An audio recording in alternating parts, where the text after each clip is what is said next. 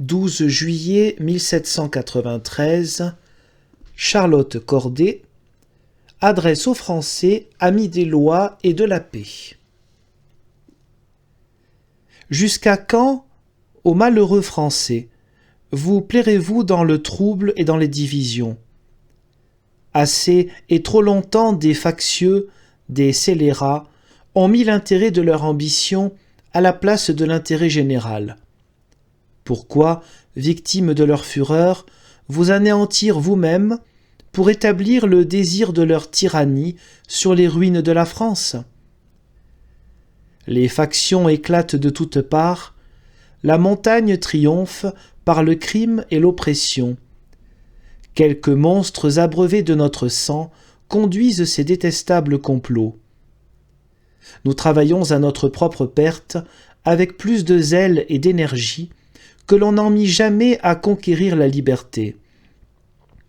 Ô Français, encore un peu de temps, et il ne restera de vous que le souvenir de votre existence. Déjà, les départements indignés marchent sur Paris.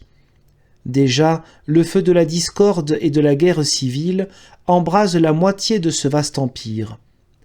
Il est encore un moyen de l'éteindre, mais ce moyen doit être prompt. Déjà, le plus vil des scélérats, Marat, dont le nom seul présente l'image de tous les crimes, en tombant sous le fer vengeur, ébranle la montagne, et fait pâlir Danton, Robespierre, ces autres brigands assis sur ce trône sanglant, environnés de la foudre, que les dieux vengeurs de l'humanité ne suspendent sans doute que pour rendre leur chute plus éclatante, et pour effrayer tous ceux qui seraient tentés d'établir leur fortune sur les ruines des peuples abusés. Français, vous connaissez vos ennemis, levez-vous, marchez, que la montagne anéantie ne laisse plus que des frères, des amis. J'ignore si le ciel nous réserve un gouvernement républicain, mais il ne peut nous donner un montagnard pour maître que dans l'excès de ses vengeances. Ô France, ton repos dépend de l'exécution des lois. Je n'y porte pas atteinte en tuant Marat. Condamné par l'univers, il est hors la loi. Quel tribunal me jugera? Si je suis coupable, Alcide l'était donc lorsqu'il détruisait les monstres. Ô ma patrie, tes infortunes déchirent mon cœur. Je ne puis t'offrir que ma vie. Et je rends grâce au ciel de la liberté que j'ai d'en disposer. Personne ne perdra par ma mort. Je n'imiterai point Paris en me tuant.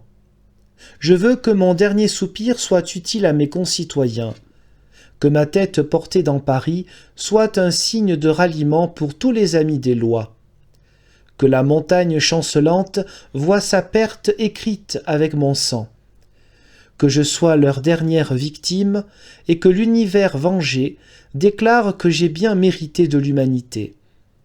Au reste, si l'on voyait ma conduite d'un autre œil, je m'en inquiète peu.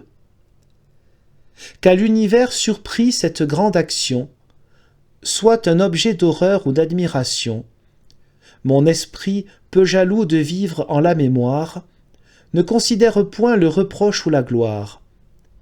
Toujours indépendant et toujours citoyen, mon devoir me suffit, tout le reste n'est rien. Allez, ne songez plus qu'à sortir de l'esclavage.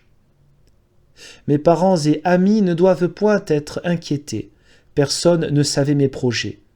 Je joins mon extrait de baptême à cette adresse pour montrer ce que peut la plus faible main conduite par un entier dévouement.